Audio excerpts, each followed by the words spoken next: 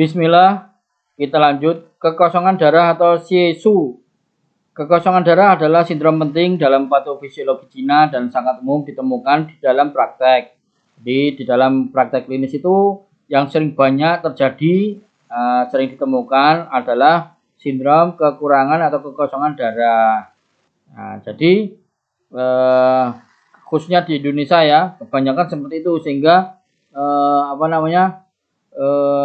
sehingga praktek nutrisi ini bisa menjadi metode pengobatan terdepan untuk menemani atau sinergi dengan terapi-terapi yang lain seperti akupunktur, kemudian tuina cusen, guasa, cupping dan lain-lain sebagainya. Seperti itu. Nah, kalau sudah di penyebabnya apa? Penyebabnya makanan yang tidak benar, faktor stres, faktor kerja lembur,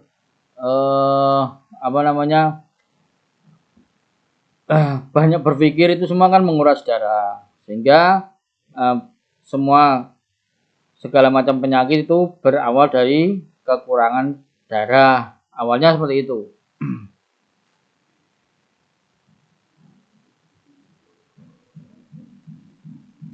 Kekosongan darah seiring menjadi akar dari banyak gangguan ginekologi. Pria memiliki lebih banyak Qi dalam darah mereka. Dengan demikian kecenderungan lebih menderita dari masalah Qi. Nah, ini kalau sindromnya kekurangan darah itu,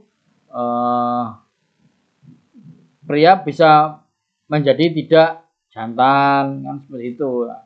Nah, kalau memang harusnya pria itu ya berlimpah darah, ya, berenergi, sehingga bisa beraktivitas bagaimana bekerja, mencari maisha, bermuamalah, mencukupi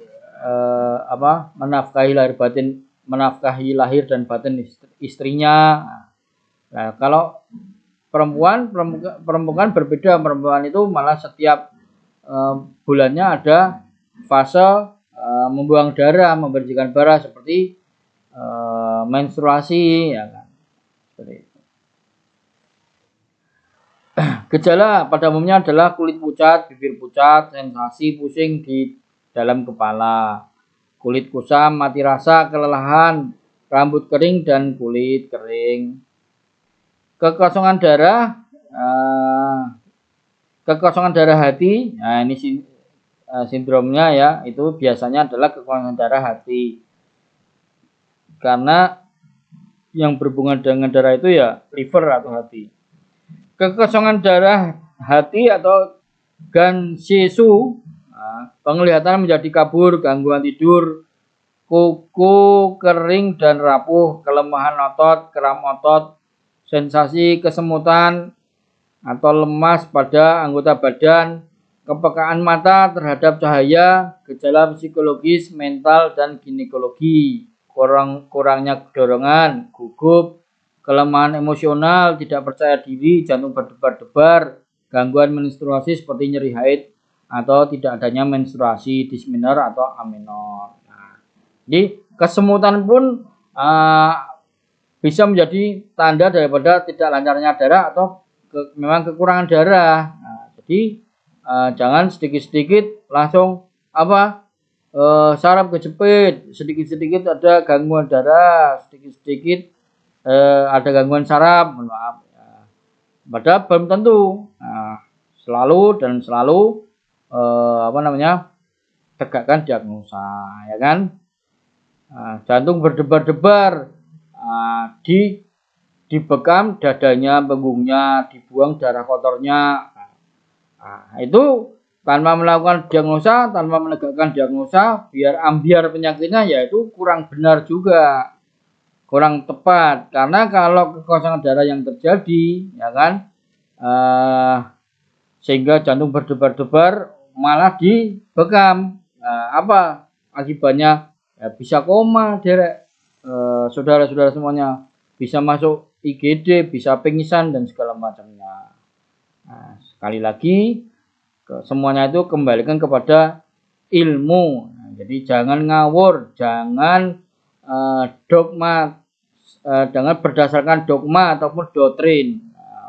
Baik doktrin yang memakai jubah ataupun doktrin yang memakai cadar, itu belum tentu benar. Tapi kembalikan ke ilmunya, karena semuanya itu ada ilmunya. Al ilmu qabla amal, sebelum Bapak Ibu semuanya beramal, berpraktek, alangkah baiknya berilmu terlebih dahulu.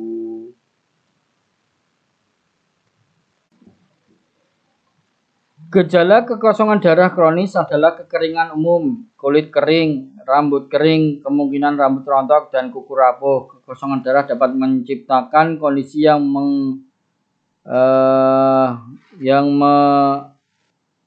menguntungkan untuk angin hati, angin liver.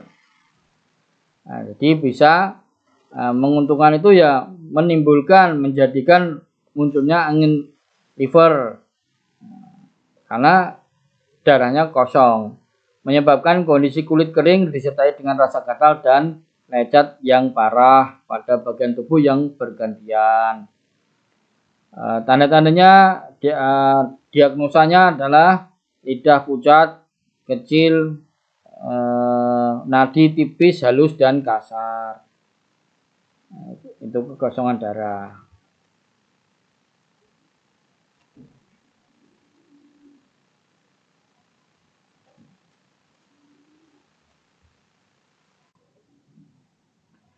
Patogenesis, penyakit. TCM percaya bahwa darah terutama terbentuk di limpa. Oleh karena itu, kekosongan darah dapat disebabkan oleh kekosongan limpa. Darah yang kelemahan limpa, maksudnya seperti itu, disebabkan karena kelemahan limpa. Darah yang terbentuk di limpa dengan bantuan dari paru-paru menjadi bersemangat dengan maksudnya menjadi bersemangat dengan Qi dan Qing dari ginjal saat bersirkulasi. Tidak sampai saat itu, darah dari limpa memiliki energi yang diperlukan. Pembentukan darah yang baik membutuhkan energi paru-paru dan ginjal yang seimbang. Hati memainkan peran penting sebagai organ penyimpanan darah. Ini berarti bahwa setiap kekosongan darah pada akhirnya menyebabkan ketidakharmonisan liver. Dengan kekosongan darah hati, Ganshesu, bahasa Mandarinnya dikenal dengan Ganshesu. Jadi setelah karena limpanya lemah sehingga tidak bisa menciptakan darah, terjadilah pola sindrom Ganshesu atau kekosongan darah liver. Yang paling merusak darah adalah panas hati atau panas liver yang membuat darah bergerak gelisah. Panas yang berkepanjangan dapat mengeringkan dan merusak darah atau seperti itu penyakitnya, pola penyakitnya seperti demikian. Terapi yang benar adalah memperkuat darah dan suplemen Qi limpa, memperkaya darah liver. Di titik aku poinnya adalah SP10, ST36, BL17, SP6, liver 8, SP2 dan BL21. Silakan itu diterapi baik di pijat, di akupresur, ditotok, di tuina tusen, di guasa atau di kop. Silakan yang sudah belajar ilmunya apa saja yang sudah dipelajari boleh dipraktekkan. Selanjutnya adalah terapi nutrisi. Terapi nutrisi menghindari pantangannya ini ya, menghindari metode masakan pemanasan dan makanan panas termal. Semua makanan pahit, terutama rasa pahit, panas dan pahit hangat, tajam dan panas, pedas, hangat, karena ini mengeringkan darah. Panas itu mengeringkan darah. Teh hitam, coklat panas, rempah-rempah tajam seperti bawang putih, jahe, merica,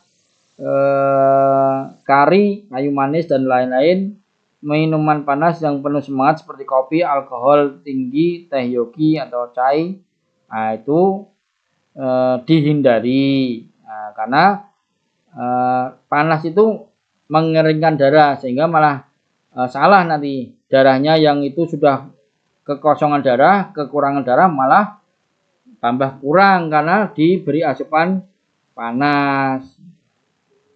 Semoga bisa memahami ya toh.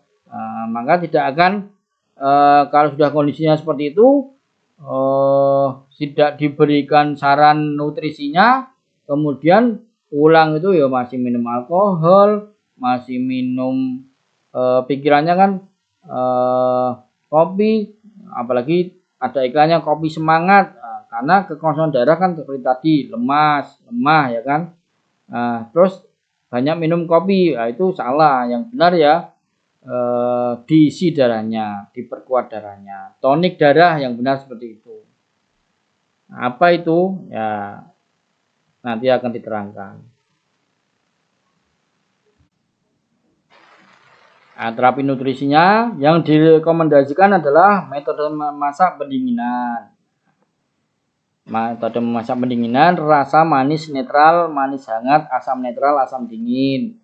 Biji-bijian, oat, biji bayam, beras gandum pendek, ketan atau beras, sayuran, semua sayuran yang netral secara termal dan menyegarkan seperti bit merah, kubis merah, wortel, bayam, adas. Nah, itu menambah darah.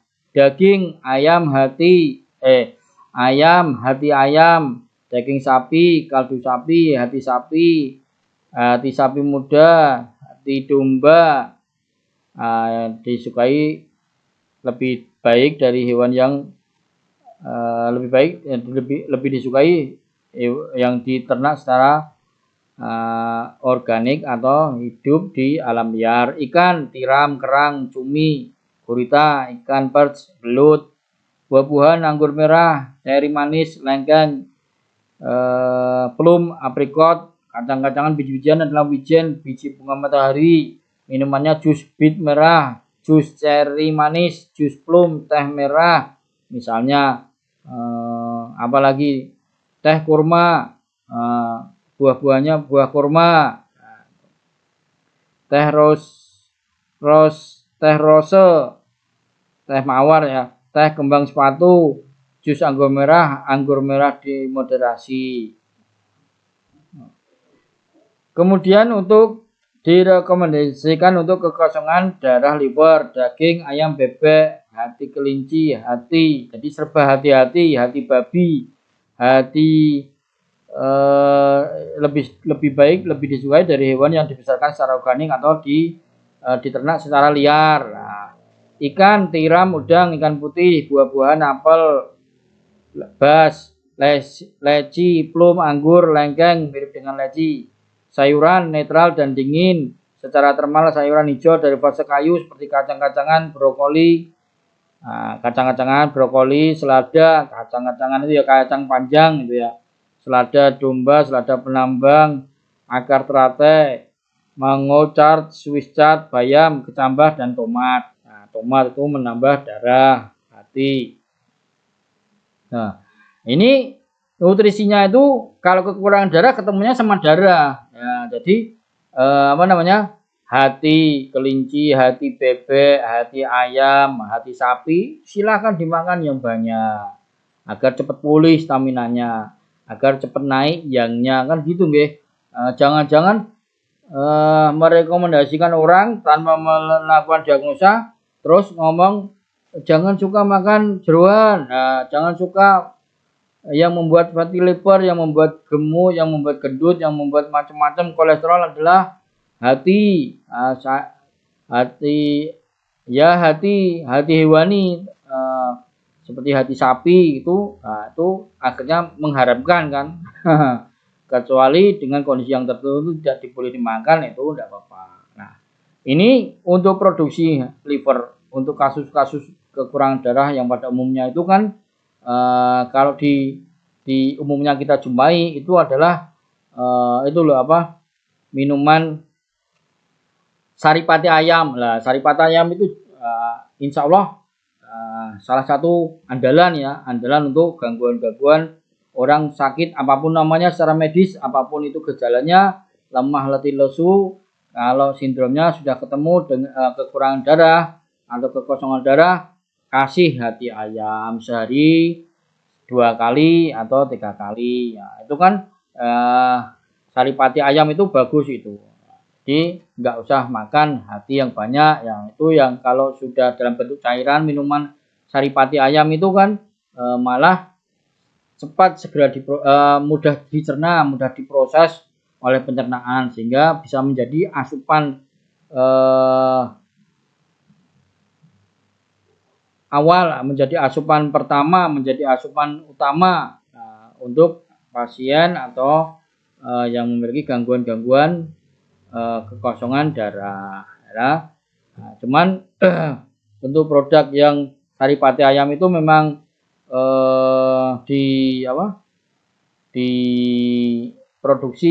diproduksi dari Malaysia. Nah, di tempat kita tidak tahu ada apa enggak. Nah, cuman saya pernah bukan belajar ya, karena bukan satu lagi biar tidak ada yang baper. Saya juga cuman mengatakan bahwa saya banyak belajar sama beliau, saya bukan muridnya, nanti tidak ada yang baper malah. Jadi ketua Sinse di Kota Semarang itu, ketua organisasi PKNI itu Sinse Maradona itu pernah memang membuat ramuan itu saripati ayam sendiri. Prosesnya seperti apa saya kurang tahu.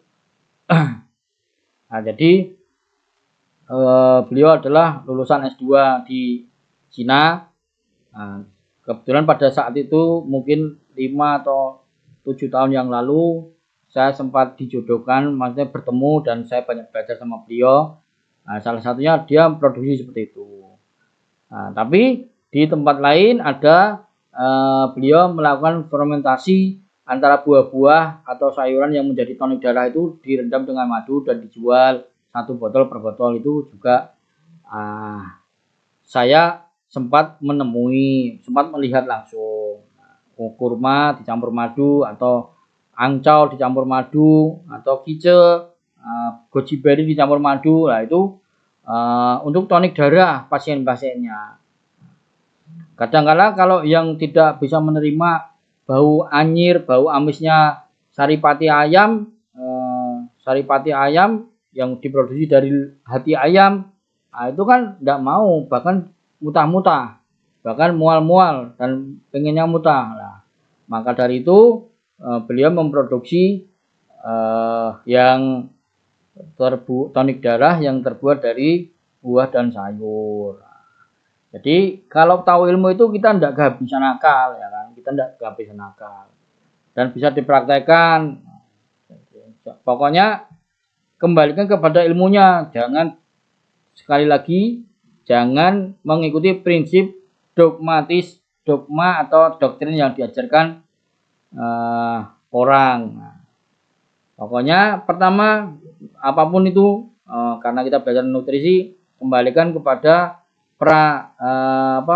sebelumnya ada, dikembalikan kepada diagnosanya terlebih dahulu. Kembalikan kepada menegakkan diagnosa dahulu, melakukan 4 macam pemeriksaan.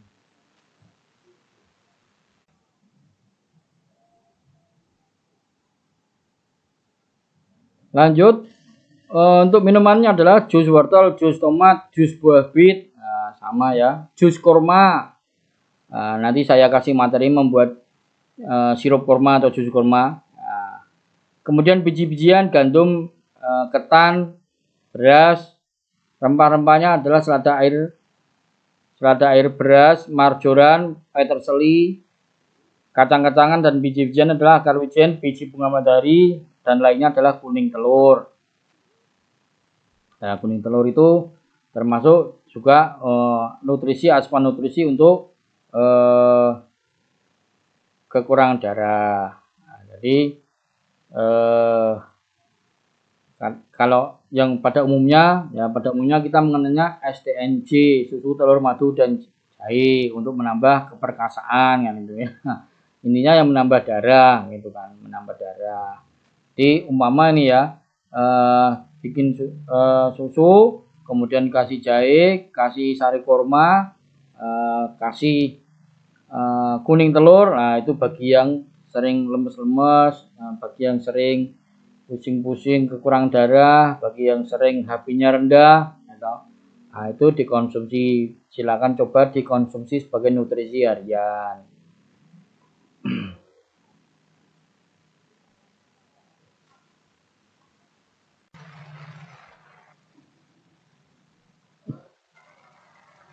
Memperkuat Qi pertahanan atau Wei Qi. Qi pertahanan melindungi tubuh terhadap penyakit. Nah, kalau yang tadi kan mengobati sindrom-sindrom, sekarang memang untuk meningkatkan energi untuk melakukan memperkuat pertahanan, energi pertahanan, Qi pertahanan atau Wei Qi. Qi pertahanan melindungi tubuh terhadap penyakit. Ini bersirkulasi di luar saluran tubuh, terutama di permukaan tubuh, ya kulit ya, otot kulit. Fungsi pertahanan Qi yang paling penting adalah memberikan perlindungan terhadap faktor patogen eksternal seperti angin, dingin, panas, dan kelembapan. Pada saat yang sama, itu menghangatkan dan melembabkan kulit dan otot karena bersirkulasi di bawah permukaan kulit. Qi pertahanan terutama diatur oleh paru-paru. Pertahanan Qi mencegah patogen memasuki tubuh dan mengatur pembukaan dan penutupan pori-pori kulit. Jika energi paru-paru terlalu lemah, pori-pori tidak menutup tepat waktu, memungkinkan patogen menembus dan menyebabkan gangguan. Jadi itu yang mengatur adalah paru-paru. Ketika paru-parunya lemah, yang dianya ketika merasa ada angin yang bisa menutup pori-pori menjadi pertahanan tubuh untuk menolak patogen itu terlambat sehingga sudah terlanjur masuk ke dalam tubuh. Nah, jadilah rasa pating greges, nggak nyaman, bahkan kedinginan. Kekosongan Qi paru-paru dapat menyebabkan penurunan resistensi yang pada gilirannya dapat menyebabkan peningkatan kerentanan terhadap pilek. Jadi kekosongan energi itu menyebabkan penurunan fungsi fisiologinya. Sementara paru-paru bertanggung jawab untuk mengontrol dan mendistribusikan Qi pertahanan. Pembakar pusat atau pembakar tengah juga berkontribusi pada produksi Qi pertahanan bersama dengan lambung dan bersama dengan limpa lambung. Jika kedua organ tersebut berada dalam keadaan kekosongan, pasokan Qi dari seluruh tubuh diturunkan yang kemudian mempengaruhi kuantitas dan kualitas pertahanan Qi. Esensi asli prenatal Qi dari ginjal juga memainkan peran kecil dalam produksi Qi pertahanan. Nah, jadi itu sinergi dari untuk khususnya untuk Qi pertahanan itu sinergi daripada Qi paru-paru dan Qi limpa lambung. Nah, pertama itu ya paru-paru yang berhadapan dengan patogen dari luar itu. Kalau paru-paru sudah tidak kuat, turun ke limpa lambung sehingga terjadi gangguan pencernaan seperti muntah-muntah, seperti mual, kembung. Nah itu gangguannya sudah masuk ke dalam area limpa lambung seperti itu.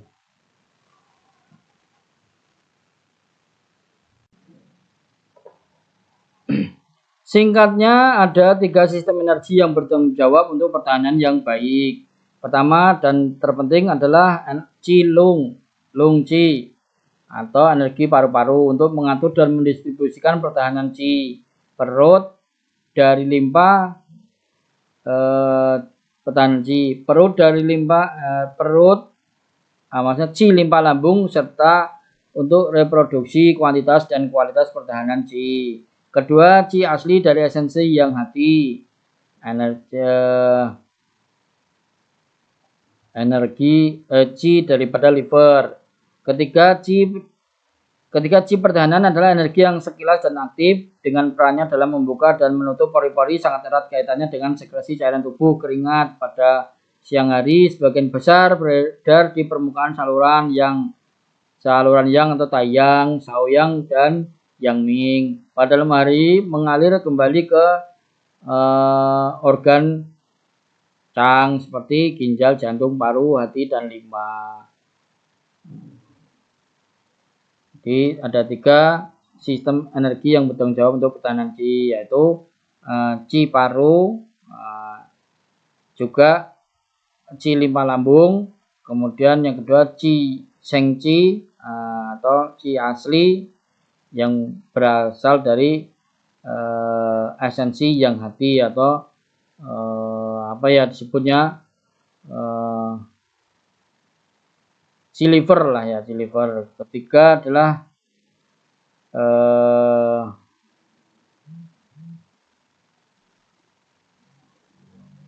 qi pertahanan atau wei, energi gabungan tentunya ini. Energi sudah menjadi energi gabungan dari limpa lambung, juga qing, juga qi liver. Itu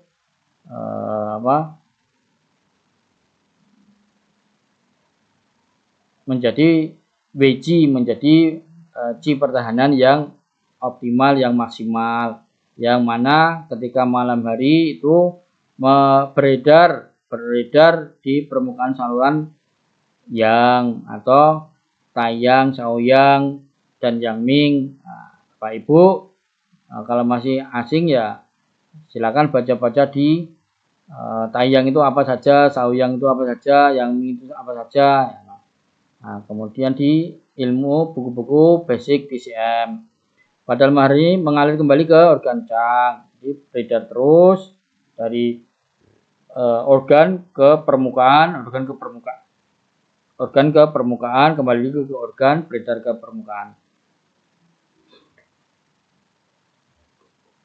Gejala umum kekosongan qi atau yang meliputi kulit pucat, merasa dingin, menggigil, keengganan untuk dingin, tidak mau dingin, ekstremitas dingin dan dingin, mudah lelah secara fisik dan emosional, kelesuan umum, keringat spontan, kekosongan qi paru-paru selama fase akut pilek, menggigil, perasaan dingin di sepanjang punggung seseorang, di sepanjang saluran taiyang. Nyeri sendi, pilek dengan cairan, sekresi bening, bersih, sensitif terhadap dingin, kelelahan, gejala serangan angin dingin pada tubuh. Penyebabnya adalah, itu gejalanya ya, Berarti gejalanya yang mengganggu sistem pertahanan atau wei. Penyebabnya adalah faktor-faktor yang melemahkan qi paru-paru, misalnya kelemahan konstitusional, waktu duduk yang lama dalam posisi merosot, menghambat pernapasan, dan demikian menyebabkan kekosongan qi paru-paru, atau duduk terlalu membungkuk atau posisi merosot yang membentuk posisi tulang punggung itu, tulang yang digunakan untuk bertempat organ paru-paru itu terus tidak benar posisinya. Merokok, kerusakan qi paru-paru oleh faktor patogen eksternal seperti angin dingin atau angin panas, terlalu banyak bekerja dan kesedihan yang berkepanjangan. Kesedihan ini adalah emosi yang berhubungan dengan organ cang itu adalah kesedihan yang berhubungan dengan organ paru. Jadi terlalu sedih itu akan sering sedih, tidak bisa bebas, tidak terus melupakan kesedihannya, itu akan membuat berlarut-larut kesedihan itu menjadi mengganggu fungsi fisiologi daripada paru-paru. Faktor yang melemahkan limpa dan lambung, dan faktor-faktor yang melemahkan yang serta qing ginjal. Nah, itu penyebabnya membuat pertahanan wei itu menjadi menurun, menjadi lemah. Terapinya adalah memperkuat tubuh, memperkuat yang tubuh, yaitu KI7 di Moxa, ST36 dan GV4 itu di Moxa semua juga boleh. Suplemen qi paru-paru Lu9 di Moxa, Lu7, BL13 dan BL12. Tambahan untuk pembakar tengah atau diet tengah adalah untuk memperkuat ya, suplemen itu bisa 36, sama kan tadi sudah, ST36 stomach ya, ST36 dan BL20. suplemen ginjal yang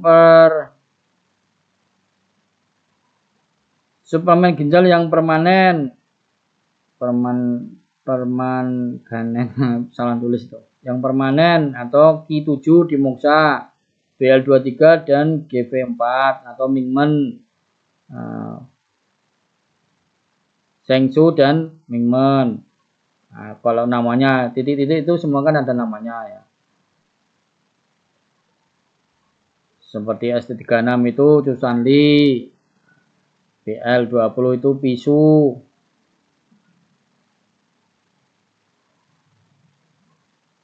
Terapi nutrisi, untuk terapi nutrisinya untuk memperkuat pertahanan atau WG adalah menghindari semua makanan yang melemahkan yang tubuh, misalnya makanan dengan sifat terima sejuk atau dingin seperti makanan mentah, salad, jenis buah dingin, produk susu, minuman dingin. Selama fase akut flu biasa, hindari semua makanan yang meningkatkan pembentukan lendir untuk melindungi ciparu yang melemah dari kemungkinan gangguan dak, untuk menghindari ketegangan limpa. Nah, seperti pisang, produk susu, makanan mentah, dan makanan yang sangat berminyak dan berlemak itu tidak boleh. Itu harus dihindari. Nah, pisang, susu, makanan mentah, salad, pecel. Kalau pecel dari masak ya, sedikit ada hangat-hangatnya. Nah, kalau pecel nanti biasanya ditambahi cabenya level 5. Nah, itu sudah sedikit agak panas, agak seimbang. Direkomendasikan adalah rasa tajam, hangat, tajam, panas yang memperkuat fasa logam untuk melengkapi dan mendukung ci pertahanan. Selama awal pilek yang akut, hindari rasa asam. Dalam pengobatan Tiongkok, semua buah jeruk dikontraindikasikan selama pilek.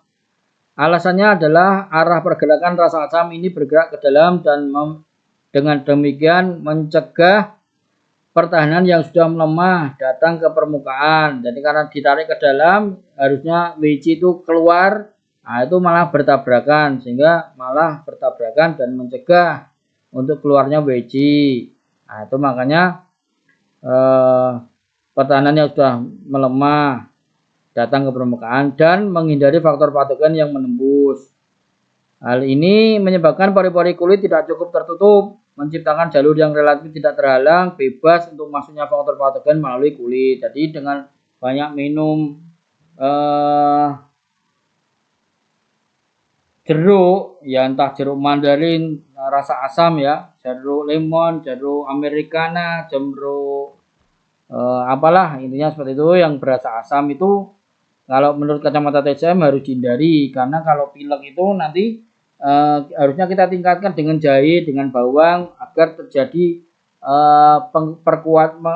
agar memperkuat WC ci pertahanan sehingga berani keluar, sehingga mengeluarkan mengeluarkan keringat dan jadilah segar, tidak merasa dingin, tidak menggigil. Tapi dengan minum jeruk, pisang, meskipun secara medis sudah dilakukan penelitian pisang itu banyak khasiatnya dan segala macamnya, jeruk itu banyak ini itu dan segala macamnya, tapi secara teori daripada TCM itu menjadi kontraindikasi.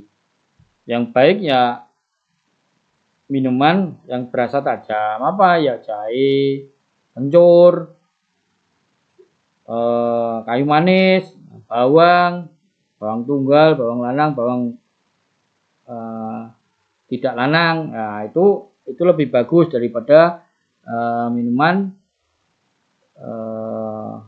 jeruk kan, seperti itu.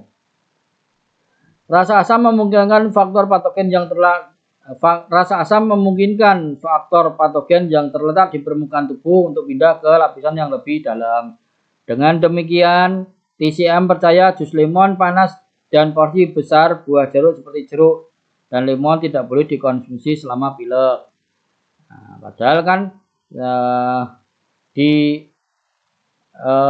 tempat pada umumnya kita banyak vitamin C kan gitu nggih, atau banyak minum jeruk, ya enggak apa-apa, yang sembuh ya alhamdulillah sembuh, enggak apa-apa, karena memang mungkin ya kita tidak bisa menjelaskan itu, cuman kita bisa itu kan Jadi kesembuhan itu milik Allah. Ya, apakah itu karena minum jeruk atau tidak kita kan nggak tahu. Tapi kan kalau biasanya ini jeruk panas kan seperti itu.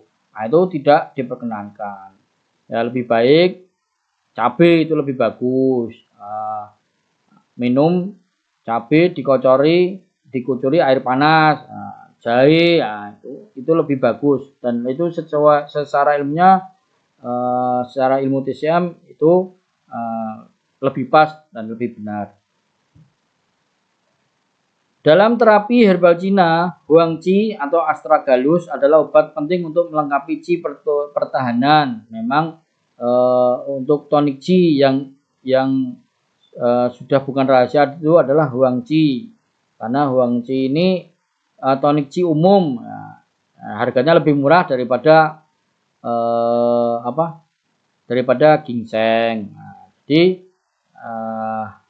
bikin kopi dikasih huang qi itu enggak apa-apa, bagus. Teh huang qi dikasih jahe.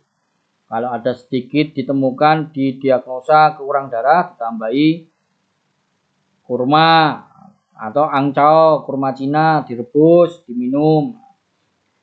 Pada tahap awal pilek sangat produktif untuk mengobati gejala dingin dan menggigil dengan energi yang kuat dari rasa pedas hangat dan pedas panas. Ini menggerakkan qi pertahanan, membuka pori-pori untuk waktu yang singkat untuk memungkinkan pengusiran faktor patogen seperti dingin, menghilangkan dingin dan angin patogen eksternal, membersihkan permukaan tubuh dan memperkuat yang dan qi pertahanan di dalam tubuh. Direkomendasikan rempah-rempah terutama jahe segar, juga lada, cabai. Nah, kalau dingin-dingin gitu kan dimasakkan ayam, ayamnya ditaburi lada, taburi merica, nyeplusi lombok sambil makan cabai, dibumbui tajam atau seperti teh yogi atau teh jahe, ya teh macam-macam lah yang berunsur panas, berunsur pedas. Rebusan jahe segar dengan bawang hijau, rebus potongan jahe segar dan daun bawang seukuran ibu jari dalam setengah liter. 2 cangkir air selama sekitar 10 menit. Minumlah 1 hingga 2 cangkir cairan ini selagi hangat. Semua makanan dengan potensi yang direkomendasikan untuk memperkuat qi pertahanan. Rasa manis, hangat, sweet hot sangat cocok untuk melengkapi pembakar tengah dan rasa asin panas dan asin hangat dapat memperkuat ginjal. Seperti yang sudah ditanyakan di kelas oleh Bapak Wahyu kan. Nah, itu kalau kopi pakai gula, yang bagus gula merah, karena gula aren itu karena gula aren itu unsurnya yang. Nah, itu kopi hangat, manis itu cocok untuk untuk ciao tengah. Sedangkan yang asin panas, nah itu cocok untuk memperkuat ginjal. Jadi kalau mau meresepkan membuat formula kopi kuda hitam, nah itu dikasih garam. Lah apa enggak asin Pak? Ya asin sedikit, masuk garamnya 3 sendok kan enggak mungkin. Tujuannya ya menambah saja, menambah. Karena garam itu kan tonik ginjal. Sehingga selain darah, selain energi, ginjalnya juga ditonik. Kemudian orang yang minum bisa menjadi seperti benar-benar seperti seekor kuda hitam.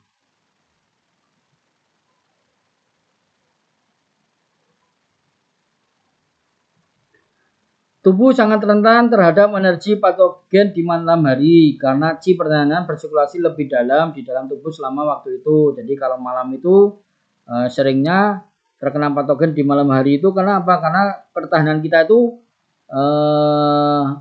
operasinya di dalam, di daerah organ, nah, gitu. Jadi kemudian menjadikan permukaan di dalam selama karena qi pertahanan bersirkulasi lebih dalam di dalam tubuh selama waktu itu ketika malam hari. membuat permukaan tidak terlindungi. Terlalu sedikit tidur dan terlalu banyak aktivitas malah meningkatkan kerentanan terhadap gangguan yang disebabkan secara eksternal. Nah, seperti tadi ada di grup yang kembali bertanya lah, terus kemudian kalau yang kerjanya malam bagaimana Pak? Nah, seperti itu. Nah, jadi kita yang harus merubah. Ya, seperti saya sarankan, jangan kerja yang malam, cari kerja yang siang. Terlalu sedikit tidur dan terlalu banyak aktivitas di malam hari. Karena apa? Karena aktivitas itu harusnya di siang hari, sedangkan di malam hari itu harus banyak istirahat.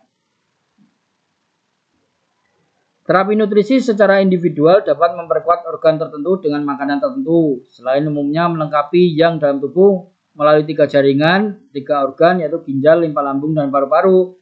Melengkapi paru-paru sangat dianjurkan untuk memperkuat pertahanan tubuh. Mensuplemen paru-paru itu sangat dianjurkan untuk memperkuat pertahanan tubuh. Jadi seperti yang beberapa tahun yang lalu kita mengalami wabah flu corona, ya kan, virus corona, itu ya dikuatkan paru-parunya, suplemen dikuatkan, ditambahi paru-parunya, sehingga apa? Ya, sehingga menjadikan sama saja memperkuat qi pertahanan atau WC, sehingga bisa terhindar dari malapetaka virus corona. Nah, seperti itu. Kemudian selain suplemen qi paru atau suplemen ya itu belum diedit menjadi paru ya, lung itu bahasa Inggris ya. Nah, suplemen qi paru. Terapi nutrisi.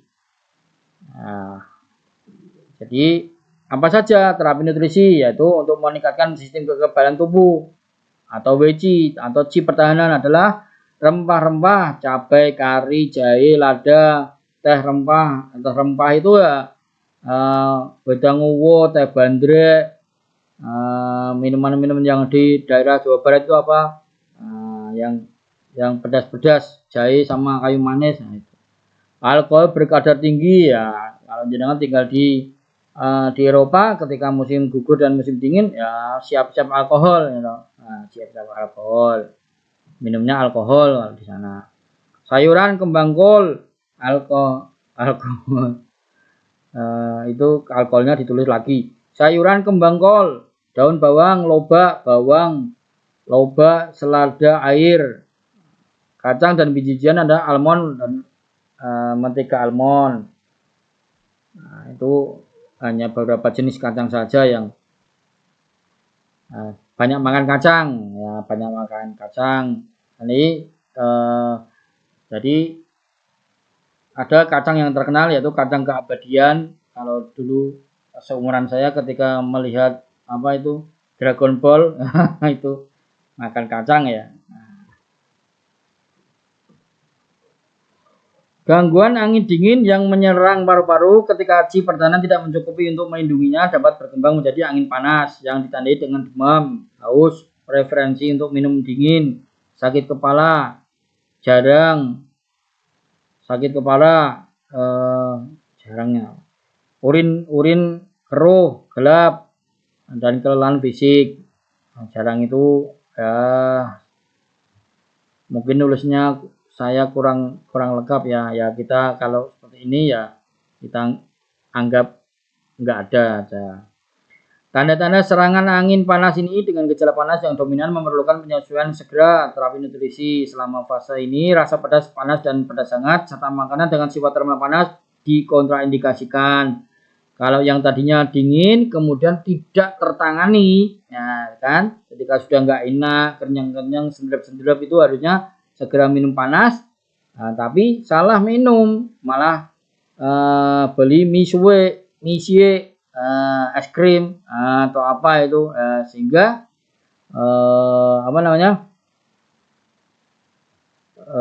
sehingga berubah menjadi angin panas.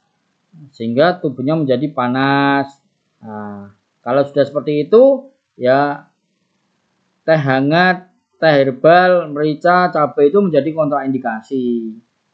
Nah, sehingga makanan pendingin direkomendasikan, rasa asam harus dihindari untuk mencegah gangguan berpindah ke lapisan tubuh yang lebih dalam. Makanan pendingin yang direkomendasikan apa? Ya buah, ya apa? Melon, sayur, banyak makan sayur, nah, seperti itu. Minum madu itu juga efektif. Selain juga menambah tenaga dan menambah ci pertahanan, nah, itu bagus itu madu.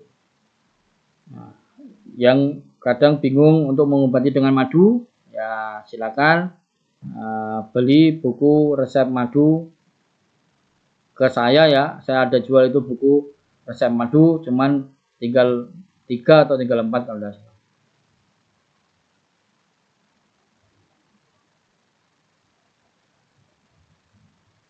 Kemudian kondisi kelembapan dan dahak. TCM memandang kelembapan dan dahak sebagai faktor patologi.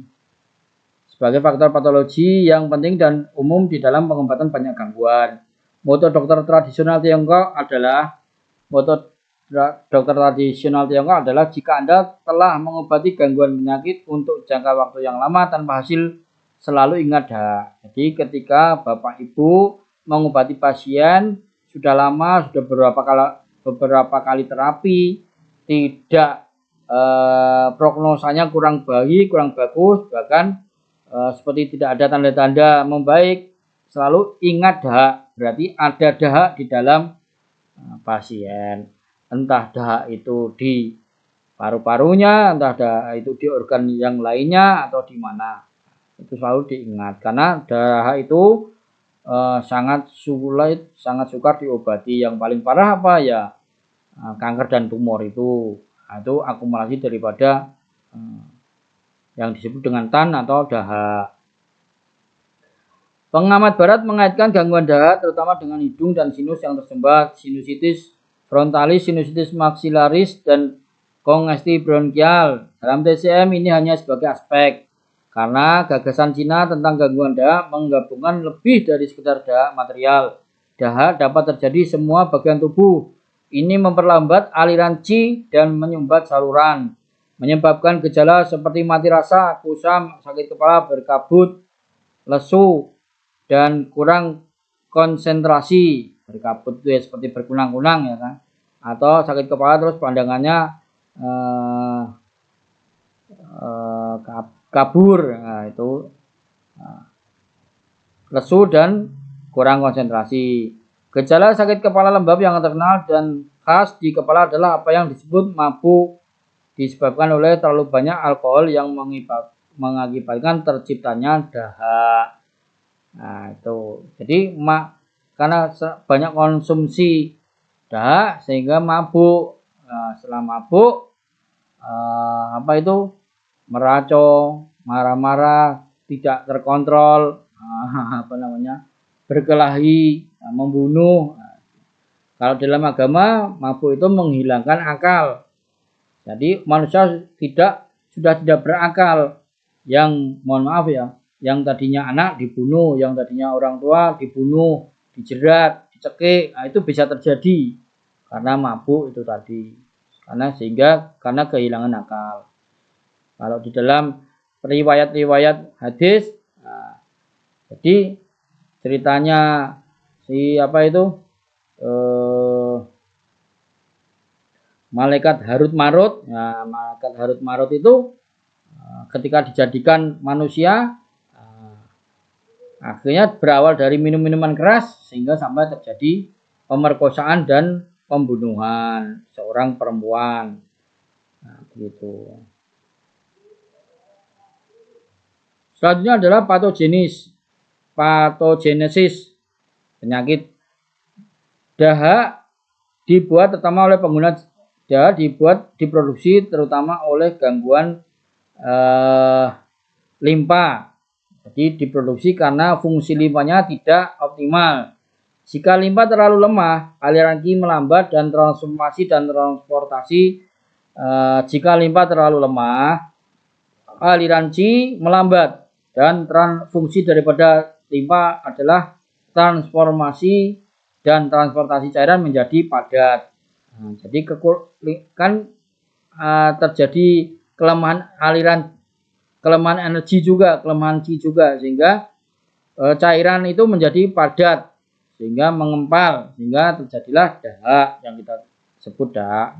Dalam bahasa TCM-nya adalah tan. Akibatnya kelembapan menumpuk, akhirnya yang menjadi padat harusnya menjadi cairan dan darah yang beredar, tapi karena tidak bisa, fungsinya lemah, energi limpanya lemah, energinya lemah, sehingga malah memadat atau mengempal, sehingga terus akhirnya menumpuk dan menjadi materi yang mengganggu seperti bengkak, benjolan. Dengan qi limpa yang kronis atau kekosongan yang kelembapan terkumpul dalam periode yang lebih lama dan menciptakan akumulasi cairan yang terkonsentrasi, ini akhirnya menebal menjadi dahak, terutama jika terkena efek panas, karena kekosongan limpa selalu menjadi penyebab utama dahak. Terapi perlu fokus pada penguatan organ khusus ini, ya, penguatan organ limpa. Nah, dikuatkan limpanya, dikuatkan cio tengahnya, pembakar tengahnya itu dikuatkan supaya fungsi transformasi dan transportasi berjalan dengan baik. Jadi sehingga tidak ada penumpukan. Ya, kalau ada penumpukan kan akhirnya mampet. Nah, entah itu di medis disebut asam urat atau kolesterol jahat. Nah, itu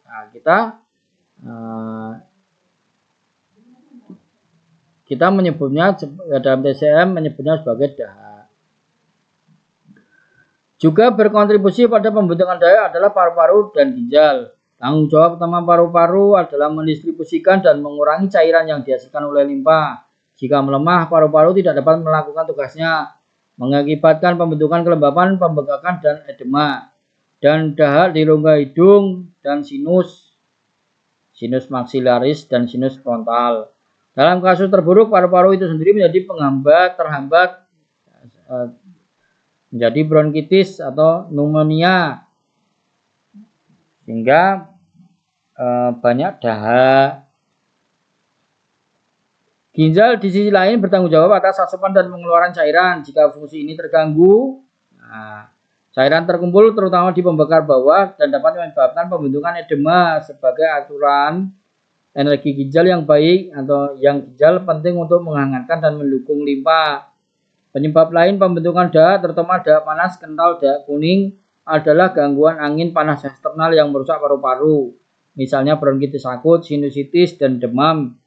Dahak panas juga dapat timbul dengan stagnasi qi hati, karena panas terbentuk ketika aliran qi telah melambat dan padat, dan panas mengentalkan cairan.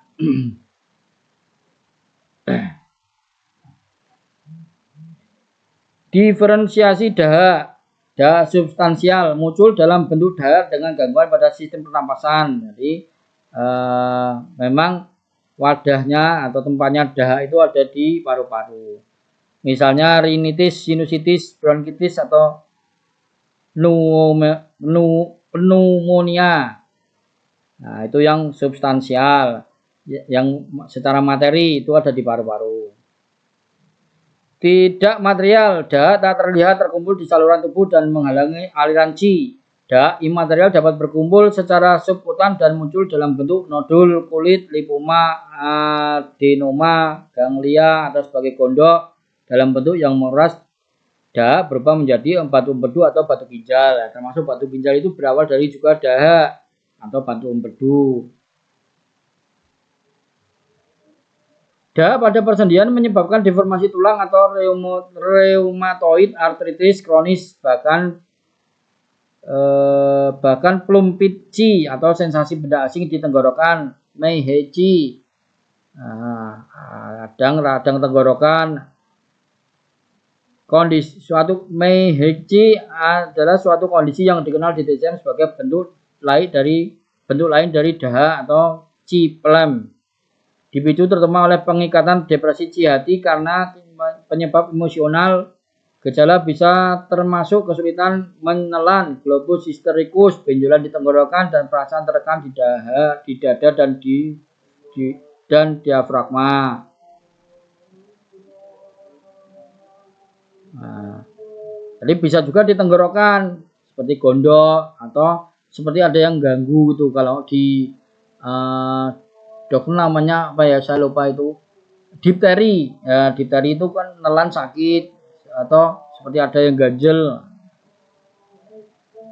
seperti itu. Karena daha itu kan juga menyebabkan stagnasi chi, hambatan energi. Gejala gangguan daha secara umum penyakit berkepanjangan yang tidak membaik meskipun perawatan intensif, benjolan tanpa rasa sakit di bawah kulit yang tidak panas atau merah dan bebas bergerak, atau lipoma. Perasaan umum berat dan mati rasa, kelesuan, kelelahan kronis, sulit berkonsentrasi, terutama sakit kepala tumpul dan pusing berulang. Infeksi yang sering terjadi pada anak-anak dengan hidung tersumbat, bronkitis, purulent, infeksi sinus maksilaris, purulent, dan sinus frontal. Anak-anak yang sering pilek, umbelen, ingusan, nah itu. Obesitas, tip gejala-gejala ini dapat semakin banyak ditemukan pada anak-anak dan dewasa muda karena kebiasaan makan yang buruk, makan cepat saji, terlalu banyak permen, produk susu, dan soda manis.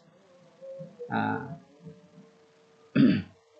jadi obesitas itu juga bisa akumulasi daripada daha. Diferensiasi gangguan daha berdasarkan lokasi pengumpulan dan gejala daha. Pembakar atas, kelelahan, kurang konsentrasi. Ciao atas ya, itu gejalanya adalah kelelahan, kurang konsentrasi, tekanan tumpul di kepala, pusing, telinga berdenging, tinnitus, sinusitis frontalis dan sinusitis maksilaris, hidung tersumbat. Itu kalau dahanya berada pada ciao atas. Ciao tengah atau pembakar tengah, bronkitis, pneumonia, bronkiektasis, radang paru-paru, batuk, dan sekresi putih atau kuning yang berlebihan dan mual. Nah, itu gejalanya. Kemudian pembakar bawah, endapan cairan dalam bentuk edema kaki dan pergelangan kaki. Nah, jadi kakinya itu bengkak-bengkak. Itu karena gejala daripada pengumpulan daha. Nah, berarti kalau di kaki ya tentu ciao tengahnya ini. Nah, ini kalau berdasarkan lokasi daripada organ ya. Kalau masa berdasarkan lokasi organ, nah itu dipetakan menjadi 3, ciao atas, ciao tengah, dan ciao bawah dengan gejala yang berbeda-beda.